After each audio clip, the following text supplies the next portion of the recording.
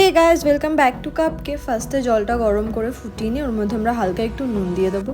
ধোয়া চালটা জলের মধ্যে দিয়ে চালটা ফোটাতে লাগবো। ততক্ষণে আমরা কিছু সবজি কেটে নেব, বিনস, ক্যাপসিকাম, গাজর। তোমরা চাইলে মটরশুঁটিও ব্যবহার করতে পারো। কাজু আর কিশমিশ ভিজিয়ে রাখবো। তারপরে কড়াইটার মধ্যে সাদা তেল আর ঘি দিয়ে একটু গরম করে নিয়ে আমরা কাটা সবজিগুলো আস্তে আস্তে দিয়ে দেবো ভাজার জন্য। ফার্স্টে আমরা গাজরটা হালকা করে ভেজে নেব, তারপরে আমরা বিনস দিয়ে দেবো, দেন আমরা কাজু আর কিশমিশ অ্যাড করবো। তারপরে আমরা ক্যাপসিকামটা দিয়ে হালকা করে ভেজে তুলে নেব, বেশি ক্রাঞ্চি যাতে না হয়। তা লবঙ্গ, এলাইচিটা আমরা একটু ভেঙে নেব যাতে রাইসটা একটু বেশি সেন্টেড হয়। তারপরে আমরা এখানে বয়েল রাইসটা আস্তে আস্তে ঢেলে দেবো। তারপরে আমরা একটু সুগার, কাঁচা লঙ্কা, গোলমরিচ এগুলো আমরা ঝালের জন্য দেবো। কেউ যদি খেতে পছন্দ না করো তাহলে এটা অ্যাভয়েড করে যেতে পারো। দেন আমরা অল্প একটু ঘি, একটু নুন আর ভাজা সবজিগুলো আস্তে আস্তে দিয়ে একটু মিশিয়ে নেব।